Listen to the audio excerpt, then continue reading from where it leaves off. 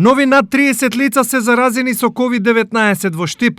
Најмалиот пациент има само 2 години. Во тек се епидемиолошките анкети кои треба да утврдат како овие лица се инфецирале и со кои се биле во контакт. Вчерашната анкета утврди дека претходните 24 заболени во голем процент биле контакти на веќе познати инфицирани од текстилните фабрики. Безмалку 90% од лицата кај кои вчера беше утврден COVID-19 биле во контакт со познати заболени од така наречениот текстилен кластер.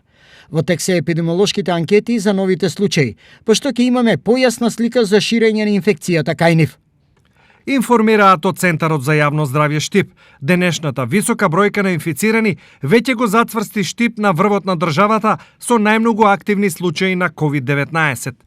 Во меѓувреме, на најмалку 2 недели е затворена канцеларијата на Центарот за социјални услуги, која функционира во склоп на општина Штип, откако вчера почина еден од вработените кај кого беше потврдено присуството на COVID-19. Двајцата негови колеги со кои тој имал контакт се ставени во домашна самоизолација и тие допрво ќе се тестираат. Од денес, со одлука на Комисијата за заразни болести, во карантин е ставен и домот за стари лица во Радовиш, каде присуството на COVID-19 е потврдено кај 10 лица, 3 вработени и 7 штитеници. Во помош на станарите и персоналот ќе пристапат вработените од здравствениот дом од Радовиш. Информира државниот секретар за здравство Владимир Милошев.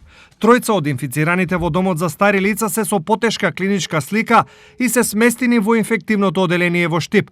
Таму во моментов има вкупно 52 пациенти. Овој број повторно повикува на зголемена одговорност во примената на заштитните мерки кои дефинитивно голем дел од граѓаните по ниту една цена не ги почитуваат.